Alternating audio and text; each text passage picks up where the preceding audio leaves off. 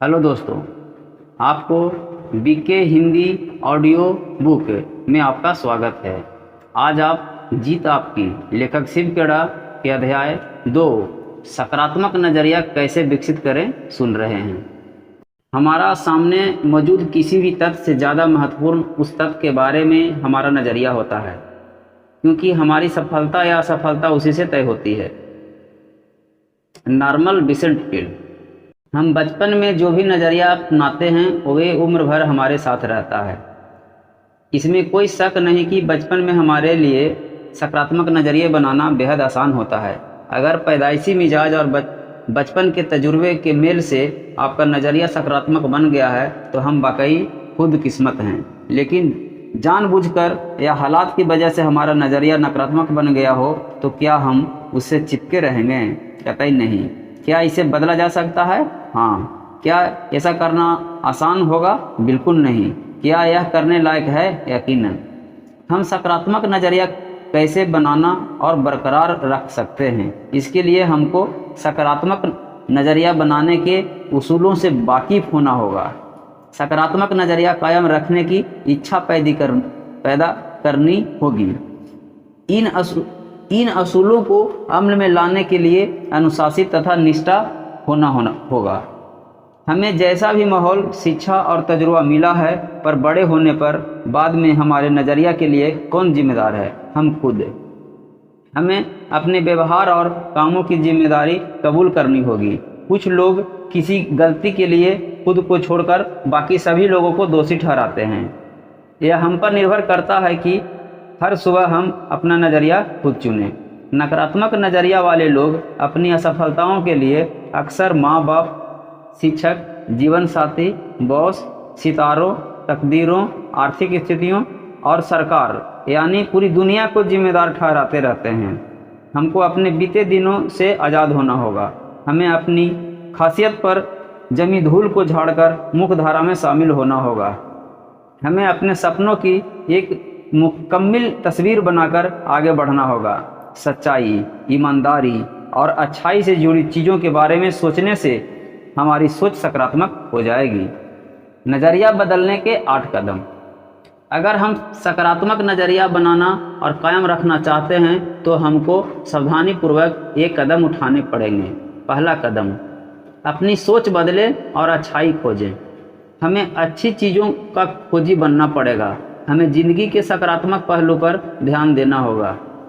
किसी इंसान या किसी हालात के बुरे पहलू के बजाय उसके अच्छे पहलू पर गौर करना शुरू करें।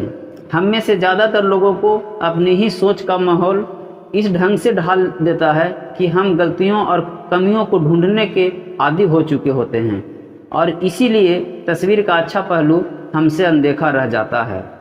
सोने की तलाश। एंड्रू कार्नेगी अपने बचपन के दिनों में ही स्कॉटलैंड से अमेरिका चले गए। उन्होंने छोटे मोटे कामों से शुरुआत की और आखिरकार अमेरिका में स्टील बनाने वाली सबसे बड़ी कंपनी के मालिक बन गए। एक ऐसा वक्त आया जब उनके लिए 43 करोड़पति काम करते थे। करोड़ों रुपये इस जमाने में भी बहुत होते हैं, लेकिन सन 1920 के आसपास तो उसकी बहुत ज़्यादा कीमत थी। किसी ने कार्नेगी से पूछा, आप लोगों से कैसे पेश आते हैं? उन्होंने जवाब दिया, लोगों से पेश आना काफ़ी हद तक सोने की खुदाई करने जैसा ही है। हमको एक तोला सोना खुद निकालने के लिए कई टन मिट्टी हटानी पड़ती है, लेकिन खुदाई करते वक्त हमारा ध्यान मिट्टी पर नहीं बल्कि सोने पर रहता है। एंड्रू कार्नेगी के जवाब में एक महत्वपूर्ण संदेश छिपा हुआ है। हो सकता है कि किसी इंसान या किसी हालात में कोई अच्छी बात साफ तौर पर न दिखाई दे रही हो। ऐसी हालात में हमें उसे गहराई में जाकर तलाशना होगा। हमारा मकसद क्या है? सोना तलाशना। अगर हम किसी इंसान या किसी चीज़ में कमियां ढूंढेंगे तो हमको ढेर कमियां दिखाई देगी, लेकिन हमें किसी चीज़ की तलाश है, सोने की या मिट्टी की। कमियां ढूंढने वाले तो स्वर्ग में भी कमियां निकाल देंगे। अधिकतर लोग को वही मिलता है जिन्हें उन्हें तलाश होती है। कुछ लोग हमेशा नकारात्मक पहलू को देखते हैं। नकारात्मक नज़रिया वाले लोग हमेशा नुक्स निकालते हैं। कुछ लोग हर चीज़ में नुक्स निकालते हैं। कोई काम भले ही बहुत अच्छी तरह से किया गया हो, पर उन्हें इससे कोई फर्क नहीं पड़ता ऐसे लोगों ने नुक्स निकालने को ही अपना पेशा बना लिया है। वे पेशेवर आलोचक हैं। वे इस तरह नुक्ताचीनी करते हैं जैसे कि उन्हें इसके लिए किसी प्रतियोगिता में इनाम मिलने वाला हो। वे हर एक इंसान में और हर एक हालात में कोई न कोई नुक्स ढूंढ ही निकालेंगे। हमें ऐसे लोग हर दफ्तर, हर परिवार में मिल जाएंगे। वे चारों ओर कमियां ढूंढते हैं और यह बताते फिरते हैं कि चीज़ें कितनी बुरी है।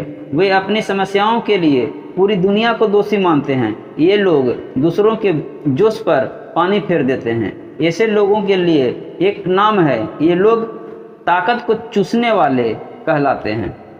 ऐसे लोग कैटेफेरिया में जाकर 20 कप चाय पिएंगे, सिगरेट के लंबे लंबे कस खींचेंगे और यह सब करने का उनके पास केवल एक बहाना रहता है कि वे अपने तनाव को दूर कर रहे हैं।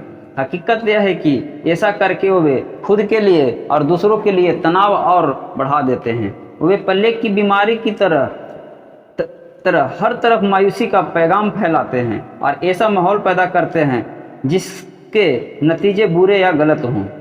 रॉबर्ट फुल्टन ने स्टीमबोट की आविष्कार की। हडसन नदी के किनारे उन्होंने उसका प्रदर्शन किया। उसे देखने के लिए जमा हुई भीड़ में कुछ निराशावादी और शक्की मिजाज के लोग भी शामिल थे।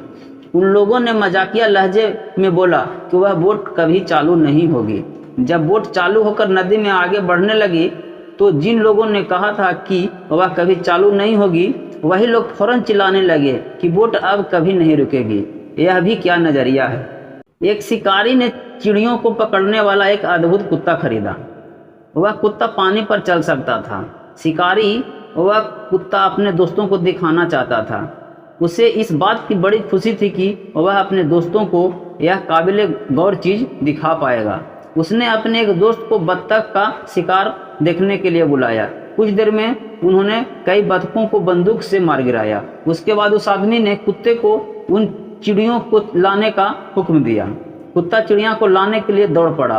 उस आदमी को उम्मीद थी कि उसका दोस्त कुत्ते के बारे में कुछ कहेगा या उसकी तारीफ करेगा, लेकिन उसका दोस्त कुछ नहीं बोला। घर लौटते समय उसने अपने दोस्तों से पूछा कि क्या उसने कुत्ते में कोई खास बात देखी। दोस्त ने उसका जवाब दिया, हाँ, मैंने उसमें एक खास बात देखी, तुम्हारा कुत्ता तैर नहीं सकता। कुछ लोग हमेशा नकारात्मक पहलू को देखते हैं। निराशावादी किसे कहते हैं? निराशावादी लोगों को ये लक्षण होते हैं। जब चर्चा करने के लिए उनके पास कोई तकलीफ नहीं होती तो वे नाखुश रहते हैं। उन्हें जब कुछ अच्छा लगता है तो वे यह सोचकर नाखुश हो जाते हैं कि बेहतर महसूस करने के बाद उन्हें फिर बदतर महसूस करना होगा। उनकी ज़िंदगी का ज़्यादातर वक्त शिकायतें काउंटरों पर बीतता है। हमेशा बत्ती बुझाकर देखना चाहते हैं कि अंधेरा कितना है। वे ज़िंदगी के आईने में हमेशा दरारें तराशते हैं। यह सुन लेने पर कि किसी और वजह की तुलना में बिस्तर पर ज़्यादा लोगों की मौत होती है, वे बिस्तर पर सोना छोड़ देते हैं। वे इस अंदेशे की वजह से अपने सेहत का मज़ा नहीं ले पाते कि कल वे बीमार पड़ सकते हैं। वे बदतर नतीजे के बारे में सोचने भर नहीं बल्कि हर घटना को बदतर बना भी देते हैं। उन्हें चांद में केवल धब्बे दिखाई देते हैं। वे मानते हैं कि सूरज केवल परछाइयाँ पैदा करने के लिए चमकता है। वे सहूलियतों को भूलकर केवल अपनी दिक्कतें गिनते हैं। वे जानते हैं कि कड़ी मेहनत से किसी को नुकसान नहीं पहुंचता, पर सोचते हैं कि कोई खतरा क्यों उठाया जाए। चेतावनी: अच्छे पहलू पर ध्यान देने का यह मतलब नहीं है कि कमियां को नज़रअंदाज कर दिया जाए। आशावादी बनिए। कोई आदमी आशावादी कैसे बन सकता है? नीचे लिखी लाइनों में यह बात बहुत अच्छी तरह बताई गई है। इतने मजबूत बनिए कि आपके मन की शांति को कोई भंग न कर सके। हर मिलने वाले आदमी से सेहत, खुशी और समृद्धि के बारे में बात करें। अपने सभी दोस्तों को एहसास कराएं कि हम उनकी खूबियों और मजबूतियों की कदर करते हैं। हर चीज़ में केवल उजले पहलू को देखें। केवल अच्छी से अच्छी बातें सोचें। केवल अच्छे से अच्छे नतीजे के लिए काम करें और केवल अच्छे से अच्छे नतीजे की उम्मीद करें। बीते दिनों की गलतियों को भूल जाएं और आने वाले दिनों में ज़्यादा बड़ी कामयाबी हासिल करने के लिए आगे बढ़ें। हर आदमी का मुस्कुराकर स्वागत करें। अपने को बेहतर बनाने में इतना वक्त लगाएं कि दूसरों की आलोचना करने के लिए हमारे पास वक्त ही न बचे। इतने बड़े बने कि चिंता छू न सके और इतना अच्छा बने कि गुस्सा आए ही नहीं। दूसरा कदम, हर काम फौरन करने की आदत डालें। वह चांदनी रात में सोया, उसने सुनहरी धूप का मजा उठाया, कुछ करने की तैयारी में जिंदगी गुजार कर वह गुजर गया, कुछ न कर हार कर। जेम्स अलवरी का कहना है। हम सभी जिंदगी में कभी न कभी टाल मटोल करते हैं। मैंने भी ऐसा किया है, जिसके लिए मुझे बाद में पछताना पड़ा। टाल मटोल की आदत की वजह से हमारा नज़रिया नकारात्मक बन जाता है। किसी काम को करने से अधिक थकान उस काम को न करने के लिए की जाने वाली टाल मटोल की वजह से होती है। कोई भी काम पूरा होने पर खुशहाली लाता है और हौसला बुलंद होता है, जबकि आधा अधूरा काम हमारी हिम्मत को वैसे ही खत्म कर देता है जैसे पानी के टैंक से कोई छेद टैंक को खाली कर देता है। अगर हम सकारात्मक नज़रिया बनाना और कायम रखना चाहते हैं तो आज में जीना और हम हर काम को तुरंत करने की आदत डालें। जब मैं बड़ा हो जाऊंगा, यह वैसा ही बात है जैसा कि कोई छोटा बच्चा कहता है, मैं बड़ा होने पर फलना काम करूंगा जिससे मुझे खुशियां मिलेंगी। जब वह बड़ा हो जाता है तो कहता है कि मैं खुशियां पाने के लिए फलना काम कॉलेज की पढ़ाई समाप्त करने के बाद करूंगा। जब वह कॉलेज की पढ़ाई समाप्त कर लेता है तो कहता है कि उसे खुशियां पहली नौकरी हासिल करने पर मिलेगी। पहली नौकरी मिलने के बाद वह कहता है कि उसे खुशियां शादी हो जाने पर मिलेगी। शादी हो जाने पर वह कहता है कि उसे खुशियां तब मिलेगी जब उसके बच्चे स्कूल जाने लगेंगे। जब उसके बच्चे स्कूल पढ़ाई पूरी कर लेते हैं तो वह कहता है कि उसे खुशियां रिटायर होने के बाद मिलेगी। और रिटायर होने के बाद क्या देखता है? वह देखता है कि उसके आंख के सामने से पूरी जिंदगी गुजर चुकी है। कुछ लोग अपनी टाल मटोल की आदत को भारी भरकम शब्दों की आड़ में छिपाते हैं। वे कहते हैं मैं बारीकी से सोच रहा हूँ, और 6 महीने के बाद भी वे सोच ही रहे होते हैं। वे यह नहीं समझते दरअसल उन्हें एक बीमारी है जिसे बारीकी से सोचने वाला यानी कि पैरालिसिस ऑफ एनालिसिस कहते हैं। इस वजह से वे कभी सफल नहीं हो पाते। टाल मटोल करने वालों की एक और नस्ल होती है। ये लोग कहते हैं मैं तैयारी कर रहा हूँ। न केवल 1 महीने बल्कि 6 महीने के बाद भी वे तैयारी ही कर रहे होते हैं। ये लोग भी नहीं समझ पाते कि उन्हें बहानेबाजी की बीमारी है। वे लगातार बहाने बनाते रहते हैं। वर्तमान में जिएं। जिंदगी कोई ड्रेस रिहर्सल नहीं है। हम किसी भी दर्शन में विश्वास करते हों, पर हमें जिंदगी का खेल खेलने का मौका केवल एक ही बार मिलता है। दांव पर इतनी कीमती चीज़ें लगी होती है कि आप जिंदगी यूं ही बर्बाद नहीं कर सकते। दांव पर आने वाली पीढ़ियों का भविष्य लगा होता है। हम कहाँ हैं और किस दौर में हैं? जवाब है इसी दौर में हैं और यही हैं। इसलिए हम आज को बेहतर बनाएं और इसका भरपूर आनंद लें। इसका यह मतलब नहीं है कि हमें भविष्य के लिए कोई योजना नहीं बनानी है, बल्कि पैगाम यह है कि हमें आगे की योजना बनाने की ही ज़रूरत है। और अगर हम अपने आज का भरपूर इस्तेमाल खुशहाली के लिए कर रहे हैं तो हम खुद ब खुद आने वाले बेहतर कल के लिए बीज बो रहे हैं। क्या हम मानते हैं? अगर हम अपने नज़रिया को सकारात्मक बनाना चाहते हैं तो टाल मटोल की आदत छोड़ें और तुरंत काम करो और करने पर अमल करना सीखें। जिंदगी में सबसे दुख भरे शब्द ऐसा हो सकता था, मुझे ऐसा करना चाहिए था, मैं यह कर सकता था, काश मैंने ऐसा किया होता, अगर मैं थोड़ी और कोशिश करता तो यह काम हो सकता था। जो काम आप आज कर सकते हैं उसे कभी भी कल पर न टालें। Benjamin Franklin. मुझे यकीन है कि जीत हासिल करने वालों के मन में भी टाल मटोल करने की इच्छा जरूर पैदा हुई होगी, पर उन्होंने उसे अपने ऊपर हावी नहीं होने दिया। लोग जब कहते हैं मैं यह काम किसी और दिन करूंगा, तो इस बात को तय मान लीजिए कि वे उस काम को कभी नहीं करेंगे। कुछ लोग इस बात का इंतज़ार करते रहते हैं कि उनके घर से निकलने से पहले सारी लाल बत्तियां हरा सिग्नल देने लगे, पर ऐसा कभी नहीं होता। वे शुरुआत करने से पहले ही नाकामयाब हो जाते हैं। यह दुखद स्थिति है। टाल मटोल करना बंद करें। यह हमें बहानेबाजी करने की आदत को इसी समय अलविदा नहीं कह देना चाहिए। तीसरा कदम, आसान मानने का नज़रिया बनाएं। अपनी दिक्कतों के बारे में सोचने के बजाय अपनी सहूलियत के बारे में सोचें। अपनी इर्द गिर्द के फूलों की खुशबू सूंघने के लिए वक्त निकालें। आप कई बार सुनते होंगे कि कोई आदमी दुर्घटना की वजह से अंधा या अपाहिज हो गया, लेकिन उसे हर्जाने के तौर पर लाखों रुपये मिल गए। हम में से कितने लोग ऐसे आदमी की जगह लेना चाहेंगे? ऐसा चाहने वाले शायद ही कोई होगा। हम शिकायतें करने में इतने आदी हो गए हैं कि उन चीज़ों की ओर हमारी नज़र ही नहीं जाती जो हमारे पास मौजूद है। हमारे पास ऐसे बहुत सारी चीज़ें हैं जिनके लिए हमें शुक्रगुजार होना चाहिए। मैं जब कहता हूँ कि अपनी दिक्कतों के बजाय सहूलियतों पर गौर करें, तो इसका मतलब यह नहीं है कि हमें आत्मसंतुष्ट हो जाना चाहिए। आसानमंद होने के नज़रिए का मतलब आत्मसंतुष्टि नहीं है। यह मेरी बातों से आपको आत्मसंतुष्ट हो जाने का संदेश मिला है तो मैं आपको अपनी बात न समझा पाने के लिए दोषी हूँ। और अगर आप दोषी हैं अपना मनपसंद मतलब निकालने के लिए। लोग किसी बात का मनचाहा मतलब कैसे निकालते हैं यह बताने के लिए मैं एक कहानी सुनाता हूँ। एक डॉक्टर को शराबियों के एक समूह को संबोधित करने के लिए मेहमान वक्ता के रूप में बुलाया गया। वह उनके सामने कोई ऐसा नमूना पेश करना चाहता था जिससे उन्हें यह एहसास हो कि शराब सेहत के लिए नुकसानदेह होती है। उसने 2 कांच के बर्तन लिए, एक में साफ पानी भरा और दूसरे में शराब भरी। उसने साफ पानी में एक केचुआ डाला, वह आसानी से तैरता हुआ पानी से ऊपर आ गया। फिर उसने एक केचुआ शराब में डाला और वह सबकी आंखों के आगे टुकड़े टुकड़े हो गया। वह यह साबित करना चाहता था कि शरीर के अंदर शराब एक ऐसी ही असर होती है। नमूना पेश करने के बाद उसने शराबियों के समूह से पूछा कि उन्हें इससे क्या सीख मिली। उसका सवाल सुनकर पीछे बैठा एक शराबी ने जवाब दिया, इसका मतलब यह है कि शराब पीने से हमारे पेट में कीड़े नहीं होंगे। क्या उन कहानी का यही संदेश था? बिल्कुल नहीं।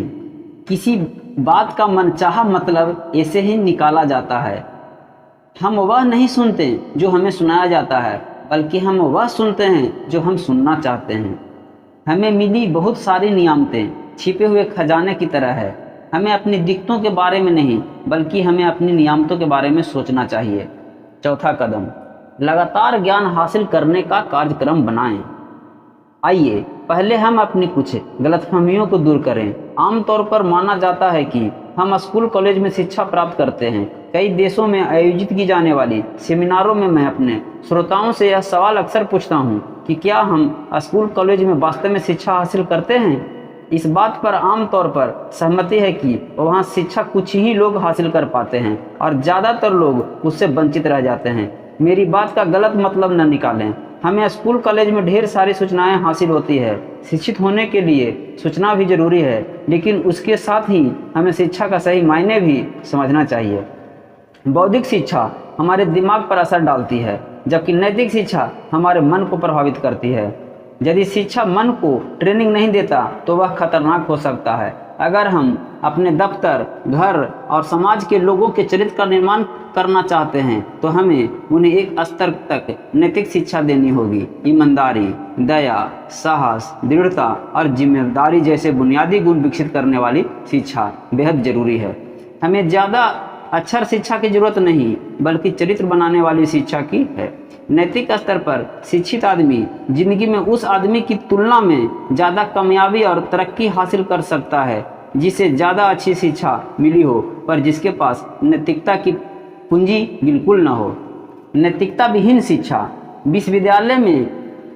विश्वविद्यालय से युवक बहुत काबिल मगर पढ़े लिखे जाहिल बनकर निकल रहे हैं, क्योंकि हम युवाओं को नैतिकता का कोई आधार नहीं दे पा रहे हैं जिसकी उन्हें ज़्यादा से ज़्यादा तलाश है। असली शिक्षा आदमी के दिल और दिमाग दोनों को ट्रेनिंग देता है। एक अनपढ़ चोर शायद मालगाड़ी से सामान ही चुराएगा, पर पढ़ा लिखा चोर तो रेल की पूरी पटरी ही उड़ा ले जाएगा।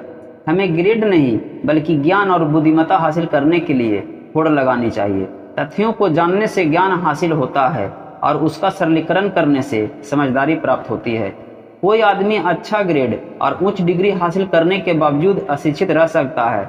ज़्यादा सीखे बिना भी अच्छे ग्रेड और डिग्री तो मिल जाती है, लेकिन सबसे अहम बात है कोई सिखा सकता है तो वह यह है कि सीखने के सही तरीके को सीखें। लोग सूचनाओं को रटने की काबिलियत को ही गलती से शिक्षा समझ लेते हैं। बिना मूल्यों के दिमागी शिक्षा समाज के लिए आफत को पैदा करती है। ज्ञान शक्ति नहीं है। हमें अक्सर बताया जाता है कि ज्ञान शक्ति है, लेकिन यह असलियत नहीं है। ज्ञान तो महज जानकारी का नाम है। ज्ञान में शक्ति बनने की क्षमता है और यह तभी शक्ति बनता है जब इसका इस्तेमाल किया जाता है। एक इंसान पढ़ना नहीं जानता, दूसरा पढ़ना जानते हुए भी नहीं पढ़ता है। दोनों में क्या फ़र्क है? बेन फ्रैंकलिन के मुताबिक कोई ख़ास फ़र्क नहीं। सीखने और सिखाने में काफ़ी समानता है। अहम बात यह नहीं होती कि हमने कितना खाया है, बल्कि यह होती है कि हमने कितना पचाया है। यह सच है कि ज्ञान में शक्ति छिपी होती है, पर असली शक्ति बुद्धिमत्ता है। शिक्षा के कई रूप होते हैं। इसका मतलब केवल ग्रेड और डिग्री हासिल करना नहीं होता। शिक्षा के दायरे में ये सारी बातें शामिल है। अपनी शक्ति को बढ़ाना, आत्मानुशासन सीखना, दूसरों की बातें ध्यान से सुनना, सीखने की गहरी इच्छा होना। हमारा दिमाग मांसपेशियों की तरह होता है, उसका तेज या मंद होना इस पर निर्भर होता है हम उसका कितना इस्तेमाल करते हैं। अगर आप सोचते हैं कि ज्ञान पाना महंगा है तो अज्ञानी बन के देखें। जरूरी नहीं है कि शिक्षित व्यक्ति सही फैसला करे। एक आदमी सड़क के किनारे समोसा बेचा करता था। अनपढ़ होने की वजह से वह अखबार नहीं पढ़ता था, ऊंचा सुनने की वजह से रेडियो नहीं सुनता था और आंखें कमजोर होने की वजह से उसने कभी टेलीविज़न भी नहीं देखा था। इसके बावजूद वह काफ़ी समोसे बेच लेता था। उसकी बिक्री और नफ़े में लगातार बढ़ोतरी होती गई। उसने और ज़्यादा आलू खरीदना शुरू किया, साथ ही पहले वाले चूल्हे से बड़ा और बढ़िया चूल्हा खरीद कर ले आया। उसका व्यापार लगातार बढ़ रहा था। तभी हाल ही में कॉलेज से बीए की डिग्री हासिल कर चुका उसका बेटा पिता का हाथ बटाने के लिए चला आया। उसके बाद एक अजीबोगरीब घटना घटी। बेटे ने उस आदमी से पूछा, पिताजी क्या आपको मालूम है कि हम लोग एक बड़ी मंदी का शिकार बनने वाले हैं? पिता ने जवाब दिया, नहीं, लेकिन मुझे उसके बारे में बताओ। बेटे ने कहा, अंतर्राष्ट्रीय परिस्थितियां बड़ी गंभीर है, घरेलू हालात तो और भी बुरे हैं। हमें आने वाले बुरे हालात का सामना करने के लिए तैयार हो जाना चाहिए। उस आदमी ने सोचा कि उसका बेटा कॉलेज जा चुका है, अखबार पढ़ता है और रेडियो सुनता है, इसलिए उसकी राय को हल्के ढंग से नहीं लेना चाहिए। दूसरे दिन से उसने आलू की खरीद कम कर दी और अपना साइन बोर्ड नीचे उतार दिया। उसका जोश खत्म हो चुका था। जल्द ही उसकी दुकान पर आने वालों की तादाद घटने लगी और उसकी बिक्री तेजी से गिरने लगी। पिता ने अपने बेटे से कहा, तुम सही कह रहे थे, हम लोग मंदी के दौर से गुजर रहे हैं। मुझे खुशी है कि तुमने वक्त से पहले ही सचेत कर दिया था। इस कहानी से हमें क्या सीख मिलती है? इससे क्या नतीजा निकालते हैं? पहला, हम अपनी सोच के मुताबिक खुद को आत्मसंतुष्ट करने वाली भविष्यवाणियां कर देते हैं। दूसरा, कई बार हम बुद्धिमत्ता को अच्छा फैसला मानने की गलती भी कर बैठते हैं। तीसरा, एक इंसान ज्यादा बुद्धिमान होने के बावजूद गलत फैसला कर सकता है। चौथा, अपने सलाहकार सावधानी से चुनिए, लेकिन अमल अपने ही फैसले पर करिए। 5, अगर किसी इंसान में आगे दी हुई पांचों खूबियां हो तो वह स्कूली शिक्षा हासिल किए बिना कामयाब हो सकता है। चरित्र, प्रतिबद्धता, दृढ़ विश्वास, तहजीब और साहस। 6 नंबर में है, कई लोग ज्यादा ज्ञानी हैं, उन्हें चलता फिरता विश्वकोश माना जाता है, पर दुख की बात है कि इसके बावजूद वे नाकामयाब की जीती जागती मिसाल होते हैं। समझदारी का मतलब किसी हुनर को तेजी से सीखना है। हुनर एक योग्यता है, क्षमता में योग्यता और सीखे हुए हुनर को अमल में लाने की इच्छा, ये दोनों बातें शामिल होती है। इच्छा वह नजरिया है जो किसी हुनरमंद इंसान को क्षमतावान बनाता है। बहुत से लोग हुनरमंद तो होते हैं लेकिन समर्थवान नहीं होते, क्योंकि सही नजरिया के बिना काबिलियत व्यर्थ जाती है। यूनिवर्सिटी की पहली जिम्मेदारी ज्ञान देना और चरित्र निर्माण होता है, न कि व्यापारिक और तकनीकी शिक्षा देना। शिक्षित होने का मतलब क्या है? हमें शिक्षित किसे माना जाए? पहले वे जो रोजाना आने वाले हालात का सामना सही ढंग से करते हैं, और वे जो हालात के सामने होने पर सही निर्णय लेने और सही कदम उठाने में शायद ही कभी चूकते हों। दूसरे वे जो दूसरों के साथ व्यवहार में बड़प्पन दिखाते हैं, दूसरे के अप्रिय व्यवहार और बातों का बुरा नहीं मानते और अपने सहयोगियों के साथ उतने भले होते हैं जितना कि एक इंसान हो सकता है। और आगे वे जो अपनी खुशियों पर काबू रखते हैं और कठिनाइयों को अपने ऊपर हावी नहीं होने देते और कठिन परिस्थितियों का मुकाबला एक बहादुर इंसान की तरह करते हैं, जो इंसानी फितरत है। और सबसे बड़ी बात है कि वे लोग जो सफलता मिलने पर बिगड़ते नहीं, जो अपनी असलियत के मुंह नहीं मोड़ते, साथ ही बुद्धिमान और धीर गंभीर व्यक्ति की तरह दृढ़ता से जमीन पर पैर जमाए रखते हैं। तुक्के से मिली अच्छी चीज पर खुश होने के बजाय जन्म से मिली काबिलियत और बुद्धि से प्राप्त कामयाबियों पर खुश होते हैं। खुश होने की ऐसी प्रवृत्ति उनकी बचपन से ही होती है। जिन लोगों के चरित्र में इनमें से एक दो नहीं बल्कि सारे गुण हैं, जिन्हें ये सभी बातें सीखी है, वे ही सर्वगुण संपन्न सच्चे अर्थ में शिक्षित हैं। थोड़े में कहें तो पढ़े लिखे लोग वे हैं जो किन्हीं भी हालात में साहस और अक्लमंदी से काम करना तय करते हैं। अगर कोई मूर्खता के बजाय समझदारी, बुराई के बजाय अच्छाई और असभ्यता के बजाय सद्गुण को चुनता है तो ऐसे आदमी के पास स्कूली डिग्रियां न होने के बावजूद उसे शिक्षित माना जाता है। बहुमुखी शिक्षा क्या है? स्टोरी। एक जंगल में कुछ जानवरों में स्कूल शुरू करने का फैसला किया। छात्रों में एक चिड़िया, एक गिलहरी, एक मछली, एक कुत्ता, एक खरगोश और एक दिमागी तौर पर कमजोर ईल मछली शामिल थी।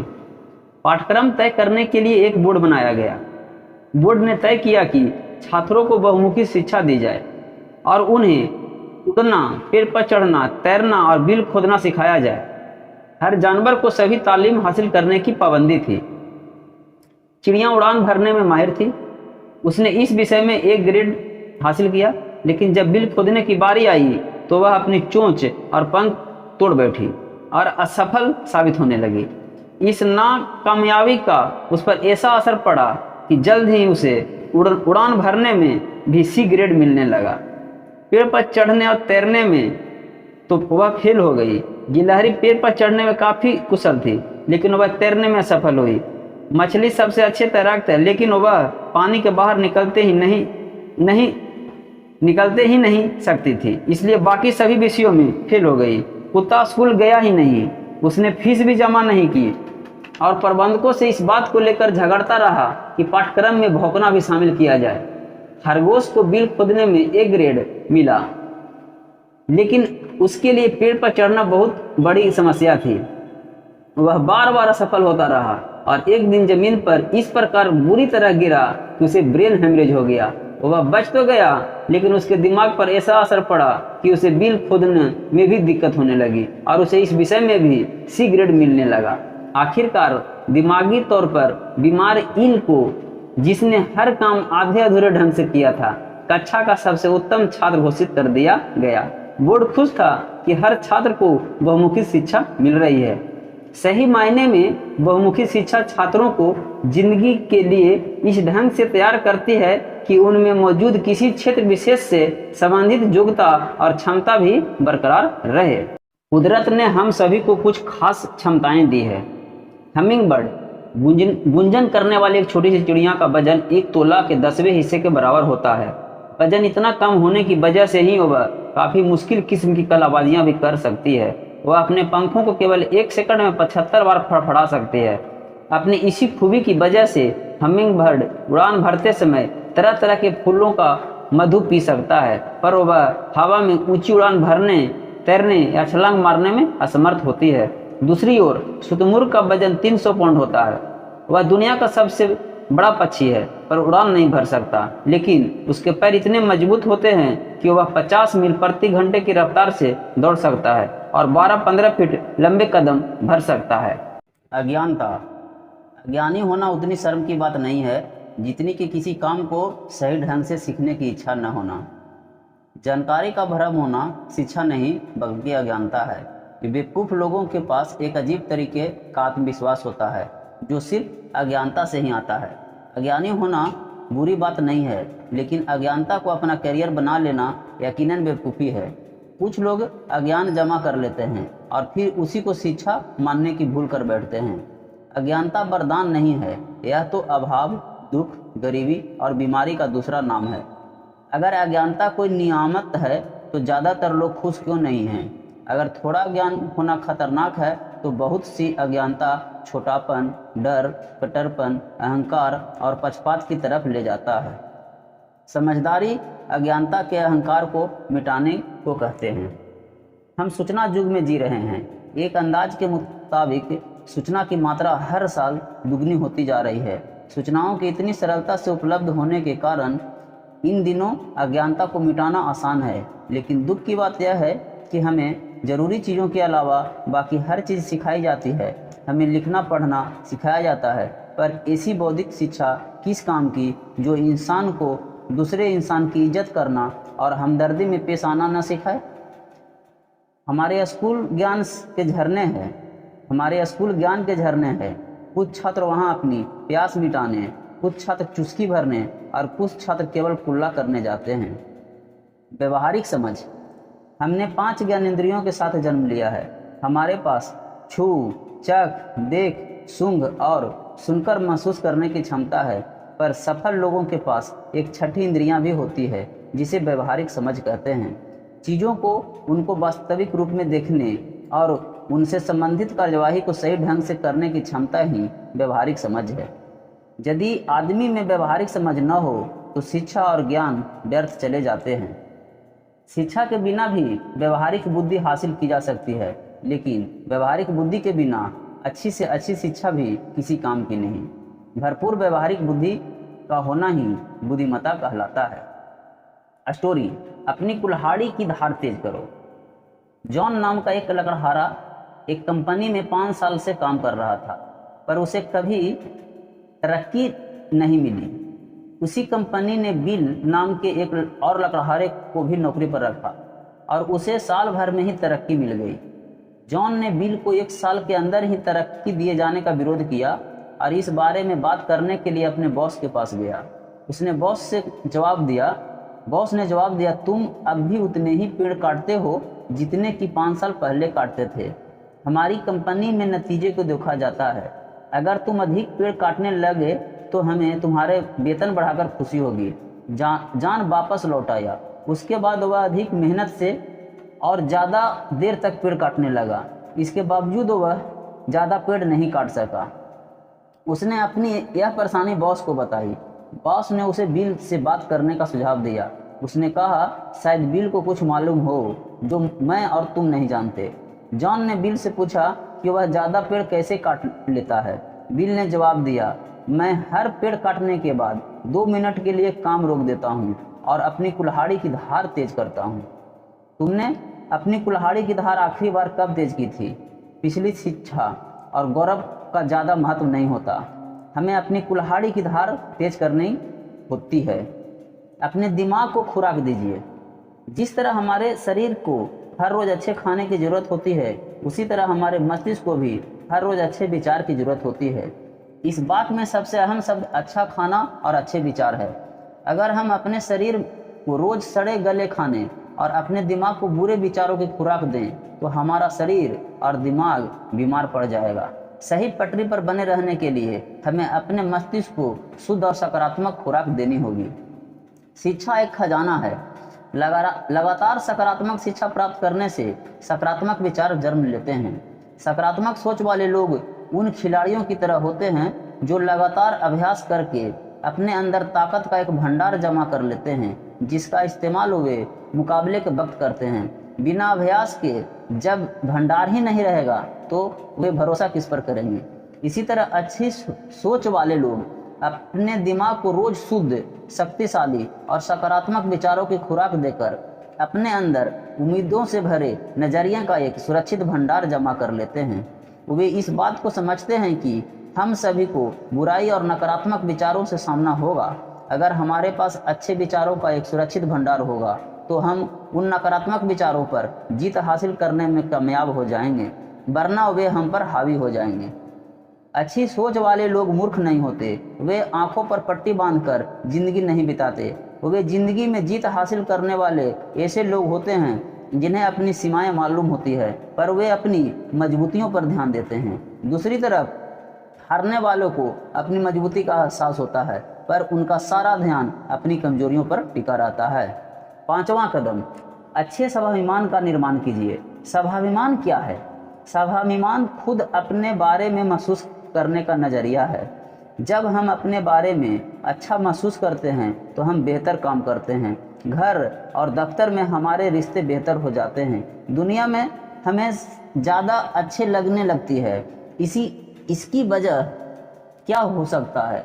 वजह यह है कि हमारी भावनाओं और व्यवहार में सीधा रिश्ता होता है। क्योंकि हम किसी चीज़ या बात के बारे में जैसा महसूस करेंगे वैसा ही उसे प्रतीत या व्यवहार करेंगे। स्वाभिमान कैसे विकसित करें? अगर हम अच्छा स्वाभिमान जल्दी बनाना चाहते हैं तो इसका सबसे अच्छा तरीका यह है कि हम कुछ काम ऐसे लोगों की मदद के लिए करें जो उसका बदला न तो पैसा से और न ही कुछ देकर चुका सकता है। कुछ साल पहले मैंने कैदियों को नज़रिया और आत्मसम्मान विकसित करने के तरीके सिखाने का एक कार्यक्रम चला रहा था। उस दौरान मैंने कुछ हफ्तों में ही इतना कुछ सीखा जितना कि मैं सालों में नहीं सीख सका था। 2 सप्ताह तक मेरा कार्यक्रम में भाग लेने के बाद एक कैदी ने मुझे रोककर कहा, शिव, मैं कुछ ही हफ्तों में जेल से रिहा होने वाला हूँ। मैंने उससे पूछा, उसने नज़रिया बनाओ कार्यक्रम से क्या सीखा? वह कुछ देर सोचता रहा। उसके बाद उसने कहा, वह अब अपने बारे में अच्छा महसूस कर रहा है। मैंने कहा, मेरे लिए इस अच्छा शब्द का कोई मायने नहीं है। मुझे यह बताओ कि तुम्हारे व्यवहार में खास बदलाव क्या आया? दरअसल मेरा मानना है कि यदि सीखने वाले के व्यवहार में बदलाव न आए तो यह नहीं माना जा सकता कि उसने वास्तव में सीखा है। उस कैदी ने मुझसे कहा कि अब वह हर रोज़ बाइबल पढ़ता है। तब मैं उससे पूछा कि बाइबल पढ़ने का उस पर क्या असर पड़ा। उसने जवाब दिया कि अब वह खुद को अपने साथ और दूसरों के साथ बेहतर महसूस करता है। ऐसा उसने पहले कभी महसूस नहीं किया। मैंने उससे कहा, यह तो ठीक बात है, लेकिन सबसे ज़रूरी यह है कि जेल से छूटने के बाद तुम क्या करोगे? उसने मुझसे कहा कि यह समाज का एक जिम्मेदार सदस्य बनने की कोशिश करेगा। मैंने अपना सवाल दोहराया तो उसने फिर वही जवाब दिया। मैंने उससे एक बार फिर पूछा, जेल से छूटने के बाद तुम क्या करोगे? जाहिर सी बात है कि मैं किसी अलग जवाब की उम्मीद कर रहा था, लेकिन इस बार उसने गुस्से भरी हुई आवाज़ से जवाब दिया, मैं समाज का एक जिम्मेदार सदस्य बनूंगा। तब मैंने उसे बताया कि उसके पहले के जवाब और इस बार के जवाब में एक शब्द का अंतर था। पहले उसने कहा था, मैं बनने की कोशिश करूंगा, पर इस बार उसने कहा है कि मैं बनूंगा। इन दोनों जवाबों में कोशिश शब्द का फर्क था। हम कोई काम करते हैं या नहीं करते हैं, वह कोशिश शब्द उसकी जेल वापसी के लिए दरवाजों को खुला रखता। हमारी बातचीत सुन रहे एक दूसरे कैदी ने मुझसे पूछा, शिव, क्या तुम्हें यह सब करने के लिए क्या मिलता है? मैंने उससे कहा कि मुझे यहाँ पर जो भावनात्मक संतुष्टि मिल रही है वह पैसों से ज़्यादा कीमती है। तब उसने पूछा, तुम यहाँ क्यों आते हो? मैंने कहा, मैं अपने स्वार्थ की वजह से आता हूँ। मैं इस दुनिया को जीने के लिए एक बेहतर जगह बनाना चाहता हूँ। इस तरह की आत्मसंतुष्टि लाभदायक होती है। संक्षेप में कहा जाए तो हम व्यवस्था में जो लगाते हैं हमको हमेशा उसका पुरस्कार भी मिलता है, और कई बार तो वह हमारे लगाए गए से बहुत ज़्यादा होता है, लेकिन हमको लगाते समय बदले में कुछ पाने की इच्छा नहीं रखनी चाहिए। एक और कैदी ने कहा, लोग जो करते हैं वह उनकी निजी मामला है। अगर कोई नशीली दवाएं लेता है तो इससे तुम्हारा क्या लेना देना है? तुम उन्हें उनकी हाल पर क्यों नहीं छोड़ देते? मैंने जवाब दिया, मेरे दोस्त, हालांकि मैं तुमसे सहमत नहीं हूँ, फिर भी मैं तुम्हारी यह बात मान लूँगा कि उससे मेरा कुछ लेना देना नहीं है। लेकिन क्या तुम मुझे यह गारंटी दे सकते हो कि जब कोई भी नशीली दवाएं खाकर कार चलाएगा तो उसकी कार केवल पेड़ से ही टकराएगी? तुम इसकी गारंटी दो, मैं तुम्हारी बात मान लूँगा। अगर तुम यह गारंटी नहीं दे सकते कि उस कार से टकराकर तुम, मैं या हमारे बच्चे मौत के शिकार नहीं बनेंगे, तो फिर मेरा यकीन करो कि उस बात से मेरा संबंध है। मुझे उस आदमी को सड़क से दूर रखना होगा। यह मेरी जिंदगी है, मैं जो चाहूँ वही करूँ। इस एक जुमले ने फायदे से कहीं अधिक नुकसान किया है। लोग शब्दों की सच्ची भावना की उपेक्षा कर देते हैं और उसका मतलब अपनी सुविधा के अनुसार निकाल लेते हैं। ऐसे लोगों से इस जुमले को स्वार्थ से जोड़ दिया है, जिसका बुरा असर न केवल उन पर बल्कि उनके आसपास के पूरे माहौल पर पड़ता है। ये लोग भूल जाते हैं कि हम अलग थलग नहीं रहते हैं। आप जो करते हैं उसका असर मुझ पर पड़ता है, और मैं जो करता हूँ उसका असर आप पर पड़ता है। हम सब एक दूसरे से जुड़े हुए हैं। हमें यह महसूस करना होगा कि इस धरती में हम सभी की समझदारी है। हमें जिम्मेदारी से व्यवहार करना सीखना होगा। दुनिया में 2 तरह के लोग हैं, देने वाले और लेने वाले। लेने वाले अच्छा खाते हैं और देने वाले अच्छी तरह सोते हैं। देने वालों में ऊंचे दर्जे के आत्मसम्मान की भावना होती है, उनका नज़रिया सकारात्मक होता है। ऐसे लोग समाज की सेवा करते हैं। समाज की सेवा करने वाले से मेरा मतलब राजनीतिक बन बैठ उन घटिया दर्जे के पाखंडी नेताओं से नहीं है, जो दूसरों की सेवा करने का नाटक करते हुए खुद अपनी सेवा करते हैं। इंसान होने के नाते लेन देन हम सबको करना पड़ता है, लेकिन ऊंचे दर्जे के आत्मसम्मान वाला स्वास्थ्य खासियत वह होता है जिसे केवल लेने की ही नहीं बल्कि देने की भी आवश्यकता महसूस होती है। स्टोरी। एक आदमी अपनी नई कार धो रहा था, तभी उसके पड़ोस ने पूछा, आपने यह कार कब खरीदी? उस आदमी ने जवाब दिया, इसे मेरे भाई ने दिया है। पड़ोसी ने कहा, काश मेरे पास भी ऐसी कार होता। इस पर उस आदमी ने कहा, आपको यह सोचना चाहिए था कि काश मेरा कोई ऐसा भाई होता। पड़ोसी की पत्नी उनकी बातचीत सुन रही थी। उसने बीच में टोक कर कहा, मैं सोचती हूँ काश वह भाई मैं होता। यह सोचने का कितना सकारात्मक नजरिया है। छठा कदम, नकारात्मक असर से बचें। आजकल के नवयुवक बड़े लोगों के व्यवहार और मीडिया से बहुत जल्दी प्रभावित हो जाते हैं। साथियों का दबाव केवल बच्चों और किशोरों पर ही नहीं बल्कि बड़े लोग पर भी असर डालता है। स्वाभिमान की कमी की वजह से लोगों में नहीं धन्यवाद कहकर बुरे असर से दूर रहने की हिम्मत नहीं होती। ये नकारात्मक प्रभाव क्या है? नकारात्मक सोच वाले लोग। एक चील का अंडा किसी तरह एक जंगली मुर्गी के घोंसले में चला गया और बाकी अंडों के साथ मिल गया। समय आने पर अंडा फूटा। चील का बच्चा अंडे से निकलने के बाद यह सोचता हुआ बड़ा हुआ कि वह मुर्गी है। वह उन्हीं कामों को करता जिन्हें मुर्गी करती थी। वह जमीन खोदकर अनाज के दाने चुगता और मुर्गी की तरह ही कुड़कुड़ाता। वह कुछ फीट से अधिक उड़ान नहीं भरता था, क्योंकि मुर्गी भी ऐसा ही करती थी। एक दिन उसने आकाश में एक चील को बड़ी शान से उड़ते हुए देखा। उसने मुर्गी से पूछा, उस सुंदर चिड़िया का नाम क्या है? मुर्गी ने जवाब दिया, वह चील है। वह एक शानदार चिड़िया है, लेकिन तुम उसकी तरह उड़ान नहीं भर सकते, क्योंकि तुम तो मुर्गी हो।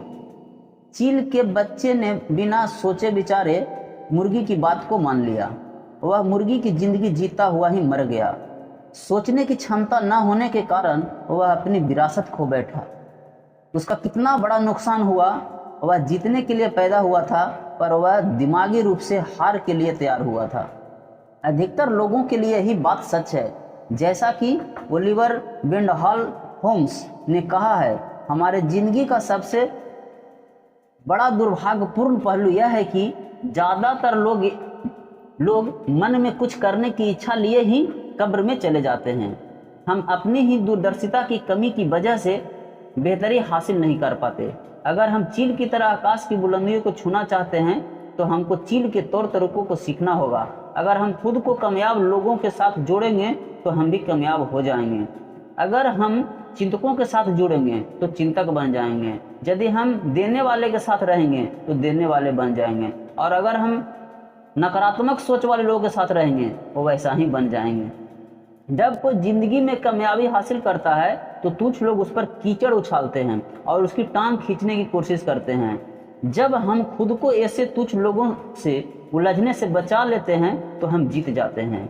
मार्शल आर्ट में सिखाया जाता है कि जब कोई हम पर हमला करे तो उसे रोकने के बजाय अपनी जगह से हट जाएं। क्यों?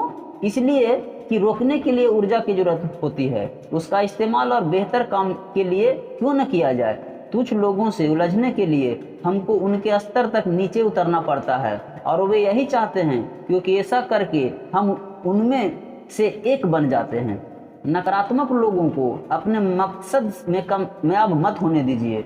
खुद को नीचा मत गिराइए। याद रखिए कि आदमी का चरित्र केवल इस बात से नहीं आंका जाता कि वह कैसी सोहबत में रहता है, बल्कि इस बात से आंका जाता है कि वह किन लोगों की संगत नापसंद करता है। धूम्रपान, नशीली दवाएं और अल्कोहल। मेरा शराब न पीने की एक वजह यह है कि मैं जानना चाहती हूँ कि मैं कब अच्छा समय बिता रही हूँ। शराब पीने के बाद आदमी के दिल दिमाग पर कोई रोक टोक नहीं रह जाती और वह मनमानी हरकतें करने लगता है। सफ़र के दौरान मैंने देखा है कि कुछ देशों में शराब पीना वक्त बिताने का जरिया बन गया है। अगर हम शराब नहीं पीते तो हमें इस तरह देखते हैं जैसे कि हम कोई गलत काम कर रहे हैं। उनका आदर्श यह है, अगर हमारी स्कॉच अच्छी है तो इससे कोई फर्क नहीं पड़ता कि हमारी अंग्रेजी कितनी बुरी है। अगर कोई बैंकर उनसे पूछे कि आपकी नकदी संपत्ति क्या है तो वे स्कॉच की 2 बोतलें दिखा देंगे। आज के दौर में शराब और सिगरेट पीना शान की बात मानी जाने लगी है। इनकी शुरुआत करते वक्त आदमी सोचता है पहली बार ही तो पी रहा हूँ। अगर हम लोगों से पूछें कि वे अल्कोहल या शराब या नशीली दवाएं क्यों लेते हैं तो वे हमको जश्न मनाने, मजा लेने, दिक्कते को भुलाने, तनाव दूर करने, तजुर्बा करने, दूसरों पर रोक डालने, शराब पीना बिंदास होने की निशानी है, खुद को फैशनेबल साबित करने, मेल जोल बढ़ाने और व्यापारिक मकसद जैसी कई चीज़ें गिना देंगे। लोग खुद को साथियों की मांग के मुताबिक ढालना चाहते हैं। मुझे ताज्जुब होता है कि क्या तुम मेरे दोस्त नहीं हो? बस एक जाम सफ़र के लिए, केवल एक जाम मेरी सेहत के लिए जैसे जुमले की वजह से साथियों के दबाव में कैसे आ जाते हैं। सामाजिक दबाव की वजह से शराब पीने वालों के अंजाम को इस कविता में बहुत अच्छी तरह दर्शाया गया है। कविता सुनिए। मैं तुम्हारी सेहत के लिए शराब खानों में पी है, मैंने तुम्हारी सेहत के लिए अपने घर में पी है, मैंने तुम्हारी सेहत के लिए इतनी बार पी है कि पीते पीते मैं अपनी ही सेहत खराब कर ली है। शराब पीकर गाड़ी चलाने से जिंदगियां चली जाती है। जेरी जॉनसन ने अपनी किताब इट्स किलिंग आवर किड्स में अमेरिकन हॉस्पिटल एसोसिएशन की रिपोर्ट का हवाला देते हुए लिखा है कि वहां अस्पतालों में दाखिल होने वाले आधे से अधिक मामले में अल्कोहल से जुड़े होते हैं। नेशनल सेफ्टी काउंसिल ने 1989 के दुर्घटना तथ्य संस्करण के मुताबिक अमेरिका में अल्कोहल पीने की वजह से हर 60 सेकंड में एक दुर्घटना हो जाती है। अश्लील साहित्य महिलाओं और बच्चों को इंसान के स्तर से गिराने का जरिया है। अश्लील साहित्य की वजह से महिलाओं को इंसानी नज़रिए से नहीं देखा जाता, बच्चों का यौन शोषण होता है, शादियां टूट जाती है, यौन हिंसाएं बढ़ती है, नैतिक मूल्यों का मखौल उड़ता है, व्यक्ति, परिवार और समाज नष्ट होते हैं। अमेरिका में हर 46 सेकंड में किसी न किसी महिला के साथ बलात्कार हो जाता है। National victim centre, crime victim research and treatment centre 1992 बलात्कार करने वालों में से 86% लोगों ने स्वीकार किया है कि वे अश्लील साहित्य नियमित रूप से पढ़ रहे थे। उनमें से 57% लोगों ने यह भी माना कि यौन अपराध करते समय उन्होंने अश्लील साहित्य में बयान दिए गए दृश्यों की नकल की थी। Doctor William Marshall 1998। यह देखकर दुख होता है कि कुछ लोग पैसा कमाने के लिए इतना गिर जाते हैं कि अश्लील साहित्य की बिक्री को अपना पेशा बना लेते हैं। नकारात्मक फिल्में एवं टेलीविजन कार्यक्रम। आजकल के बच्चे के नज़रिए और मूल्यों पर किसी और के बजाय फिल्में और टेलीविजन कार्यक्रम का ज़्यादा असर पड़ता है। एक अनुमान के अनुसार अमेरिका में बच्चे हाई स्कूल तक पहुंचते पहुंचते 20,000 घंटे के टेलीविजन कार्यक्रम को देख चुके होते हैं और उनकी आंखों के सामने से 5,000 हत्याओं के दृश्य और अल्कोहल से संबंधित 1 लाख विज्ञापन गुजर चुके होते हैं। इन टेलीविजन कार्यक्रमों और विज्ञापनों से संदेश मिलता है कि शराब पीना मौज मस्ती, सिगरेट पीना शान की बात है और नशीली दवाओं का तो जमाना ही है। अगर अपराधी इतनी तेजी से बढ़ रहे हैं तो इसमें हैरत की कोई बात नहीं है। टेलीविजन धारावाहिक कार्यक्रम तथा फिल्में शादी से पहले के और शादी के बाद या प्राय स्त्री पुरुष के साथ कायम होने वाले शारीरिक संबंध को बड़े लुभावने अंदाज में पेश करते हैं। इसलिए अगर रिश्तों में प्रतिबद्धता की कमी दिखाई है और तलाक के मामले बढ़ते जा रहे हैं तो हमें इस पर ताज्जुब नहीं होना चाहिए। कच्चे दिमाग वाले लोग मीडिया में देखी सुनी चीज़ों को ही अपना मानक और मापदंड बना लेते हैं। वैसे एक हद तक इन चीज़ों का असर हम सब पर होता है। गाली गलौज के इस्तेमाल से यही लगता है कि ऐसी भाषा का इस्तेमाल करने वाले के पास शब्दों की कमी है, वह खुद पर काबू नहीं रख पाता और उसमें आत्मानुशासन की कमी है। रॉक संगीत। कुछ लोकप्रिय गीत अश्लील है। हम जो संगीत सुनते हैं या कला के जिन प्रदर्शनों को देखते हैं वह हमारे अवचेतन मन पर असर डालता है। 7वां कदम, जरूरी कामों को पसंद करने की आदत डालें। जो जरूरी है उसे शुरू करें, फिर जो मुमकिन है वह करें और आप अचानक पाएंगे कि आप नामुमकिन काम भी करने लगे हैं। कुछ काम ऐसे होते हैं जिन्हें हम पसंद करें या नापसंद करें, वे हमें करने ही पड़ते हैं। जैसे कि एक माँ अपने बच्चों की देखभाल हर हाल में करती है। कोई ज़रूरी नहीं कि इससे उसे हमेशा सुख मिलता हो, बल्कि कई बार तो यह तकलीफ देह हो सकता है। लेकिन हम ऐसे ज़रूरी कामों को पसंद करना सीख लें तो फिर नामुमकिन भी मुमकिन बन सकता है। 8वां कदम, अपने दिन की शुरुआत किसी अच्छे सकारात्मक काम से करें। सुबह के वक्त सबसे पहले कोई अच्छी चीज़ पढ़ें या सुनें। रात में अच्छी तरह सोने के बाद हमारा तनाव दूर हो चुका होता है और हमारा अवचेतन मन किसी बात को बड़ी आसानी से कबूल कर लेता है। इससे दिन भर के लिए एक लय बन जाती है और हमारी दिमागी सोच का ताना बाना सही रूप ले लेता है, जिससे हमारा पूरा दिन अच्छा बन जाता है। खुद में बदलाव लाने के लिए हमें सोचे समझे ढंग से कोशिश करनी होगी और पूरे संकल्प के साथ अच्छे विचार और व्यवहार को अपनी जिंदगी का हिस्सा बनाना होगा। सकारात्मक विचार और व्यवहार को अपनाने का अभ्यास रोज करें और इसे तब तक जारी रखें जब तक यह आदत न बन जाए। हार्वर्ड विश्वविद्यालय के विलियम जेम्स का कहना है, अगर आपको अपनी जिंदगी बदलनी है तो उसकी शुरुआत फौरन करें। अगर आप अब तक बताए जा चुके 8 तरीके पर अमल करें तो विजेता बन जाएंगे। जीतने वाला बनाम हारने वाला। जीतने वाला हमेशा समाधान का हिस्सा होता है, हारने वाला हमेशा समस्या का हिस्सा होता है। जीतने वाले के पास हमेशा कोई न कोई कार्यक्रम होता है, हारने वाले के पास हमेशा कोई न कोई बहाना। जीतने वाले कहता है मैं आपके लिए यह काम कर देता हूँ, हारने वाला कहता है यह मेरा काम नहीं है। जीतने वाले के पास हर समस्या का कोई न कोई हल होता है, हारने वाले के पास समस्या है हर समाधान के लिए। जीतने वाला कहता है मुश्किल होने के बावजूद यह काम किया जा सकता है, हारने वाला कहता है इस काम को किया जा सकता है पर यह बहुत मुश्किल है। कोई गलती करने पर जीतने वाला कहता है मैं गलत था, हारने वाला से कोई गलती है तो वह कहता है इसमें मेरा कोई गलती नहीं है। जीतने वाला वचनबद्ध होता है, हारने वाला खोखले वादे करते हैं। जीतने वाले की आंखों में कामयाबी के सपने होते हैं, हारने वाले के पास खोखली योजनाएं होती है।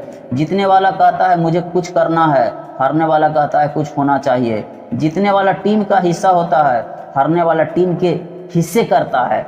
जीतने वाला लाभ को देखता है, हारने वाला तकलीफ को देखता है। जीतने वाला संभावनाओं को देखता है, हारने वाला समस्याओं को देखता है। जीतने वाला सभी की जीत के सिद्धांत में विश्वास करता है, हारने वाला मानता है कि जीतने के लिए किसी का हारना जरूरी है। जीतने वाला आने वाले कल को देखता है, हारने वाला बीते कल को देखता है। जीतने वाला स्थिर स्वभाव वाले अस्थाई जैसा होता है, हारने वाला ताप मापी जैसा होता है। जीतने वाला सोच कर बोलता है और हारने वाला बोल कर सोचता है। जीतने वाला विनम्र शब्दों में कड़े तर्क पेश करता है, हारने वाला कड़े शब्दों में कमजोर तर्क पेश करता है। जीतने वाला बुनियादी मूल्यों पर मजबूती से टिका रहता है पर छोटी छोटी चीज़ों पर समझौता कर लेता है। हारने वाले छोटी छोटी बातों पर अड़ जाता है लेकिन मूल्यों पर समझौता कर लेता है। जीतने वाला दूसरों की भावनाओं को महसूस करने में विश्वास करता है, वह मानता है कि दूसरों के साथ कैसा व्यवहार करना चाहिए, जैसा व्यवहार की उम्मीद हम दूसरों के लिए नहीं करते। हारने वाला इसमें विश्वास करता है कि दूसरे तुम्हारे साथ कुछ करे उससे पहले ही तुम वह काम उनके साथ कर दो। जीतने वाला काम को अंजाम देता है, हारने वाला काम के होने का इंतजार करते हैं। जीतने वाला जीतने की योजना बनाते हैं और तैयारी करते हैं, तैयारी ही मूल मंत्र है। जरूरी कदम। असफल होने पर आप निराश हो सकते हैं, लेकिन अगर आपने कोशिश ही नहीं की तो आपका नाश हो जाएगा। नजरिया बदलने के 8 कदम के साथ मैं चैप्टर को समाप्त करूंगा। इसके बाद अगला चैप्टर सफलता जीत हासिल करने के तरीके पर बात करूंगा। ये 8 पॉइंट अच्छे से सुन लीजिए। 1, अच्छी चीज़ों की तलाश करें। हर काम फौरन करने की आदत डालें। असम्मानित होने का नज़रिया बनाएं। लगातार ज्ञान हासिल करने का कार्यक्रम तैयार करें। अच्छे स्वाभिमान का निर्माण करें। नकारात्मक असर से दूर रहें। जो काम जरूरी है उन्हें पसंद करने की आदत डालें। अच्छे ढंग से दिन की शुरुआत करें। धन्यवाद।